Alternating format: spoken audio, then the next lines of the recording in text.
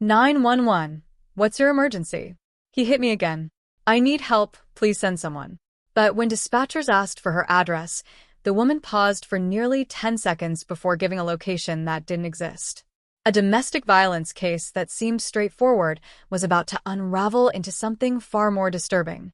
3 hours before that 911 call, a woman walked into the local police station with visible bruising on her left cheek and what appeared to be finger marks around her wrist.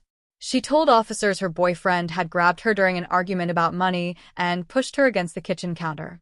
The details seemed consistent. She knew his full name, his work schedule, even described the layout of their shared apartment down to the chipped paint on the bedroom door.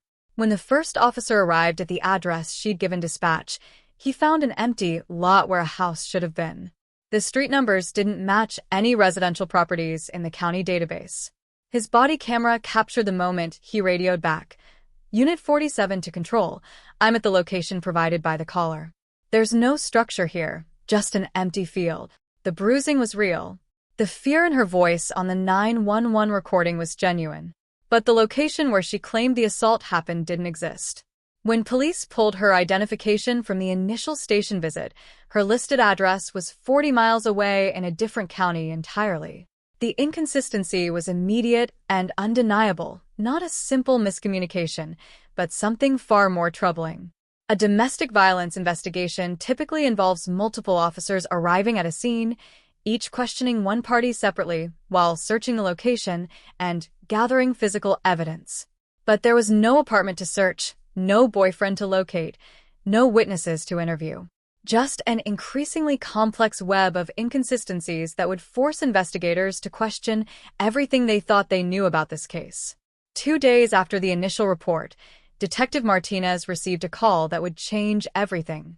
The woman had returned to the station, this time with her sister in tow, claiming she needed to add details to her original statement.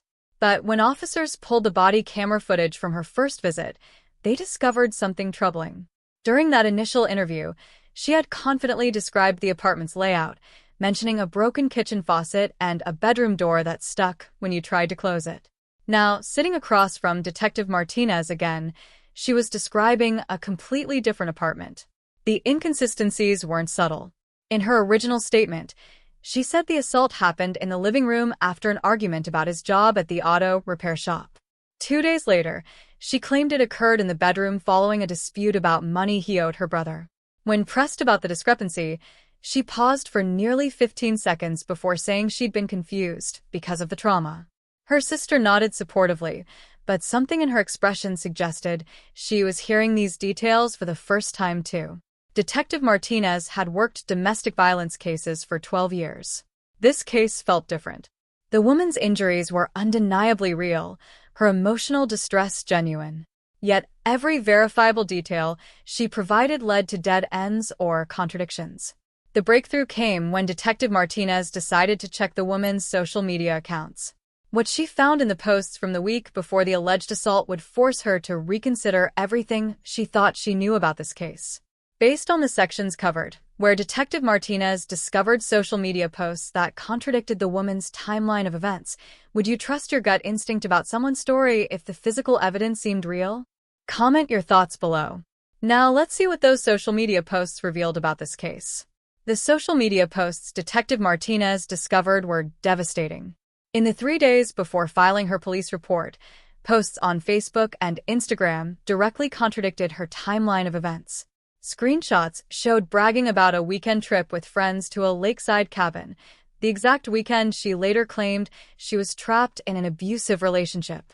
More damning were text message threads shared publicly, complaining to friends about how she planned to make him pay for breaking up with her.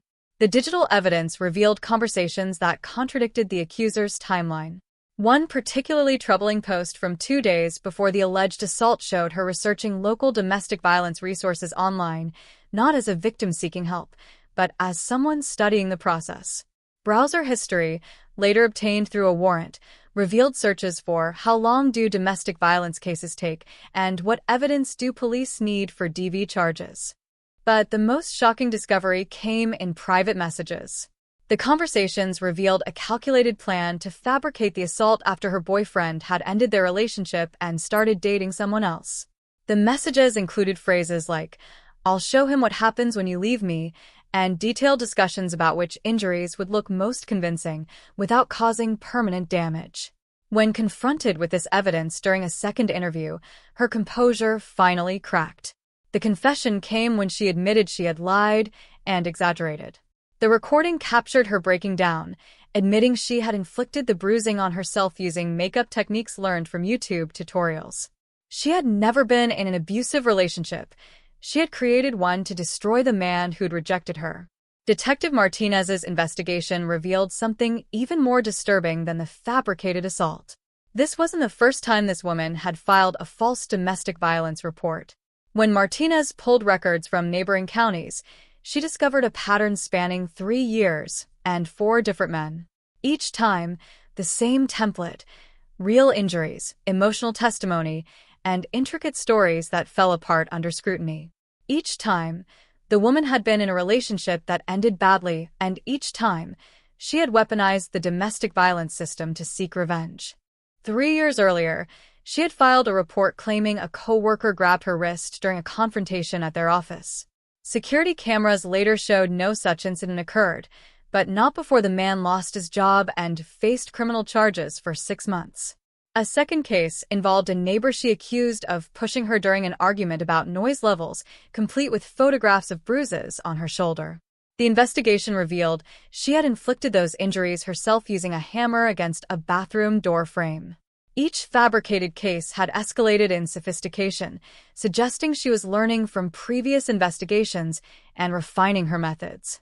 The systematic abuse of the reporting system was particularly damaging to genuine victims who already face barriers to seeking help. The most chilling discovery came when Detective Martinez found the woman's deleted browser history. Searches included, "How to fake bruises that look real," "What evidence do police need for domestic violence?" and "How long before restraining orders expire?" She had turned domestic violence reporting into a calculated weapon, exploiting a system designed to protect the vulnerable. The investigation was about to reveal the tragic consequences of her final, most devastating lie. 6 months after Detective Martinez arrested the woman for filing false domestic violence reports, the legal consequences were swift and severe. She received 18 months in county jail and was ordered to pay restitution to the 4 men whose lives she had systematically tried to destroy. The case became a turning point for how the department handled domestic violence investigations. The investigation exposed critical gaps in the system that allowed one person to weaponize domestic violence reporting across multiple jurisdictions. The department implemented mandatory cross-reference checks for all domestic violence reports, requiring officers to search neighboring counties for similar complaints from the same accuser. They also established new training protocols focusing on recognizing manipulation tactics and the importance of thorough digital evidence collection. The real tragedy emerged when investigators discovered how the woman's false reports had impacted genuine victims. Her systematic abuse of the system contributed to what advocates call secondary victimization, when legitimate domestic violence cases face increased skepticism because of false reporting patterns. Publicized false claims can create doubt about all domestic violence cases, making it harder for genuine victims to step forward. Detective Martinez now trains other investigators on recognizing the warning signs of fabricated domestic violence cases. The woman's pattern: real physical injuries combined with impossible timelines and contradictory details, became a case study in how manipulation can exploit a system designed to protect the vulnerable. The case underscored the urgent need for enhanced training that teaches officers to investigate thoroughly while maintaining compassion for genuine victims who already face enormous barriers to seeking help. Subscribe for cases that challenge everything you think you know about victims and perpetrators. Watch this next.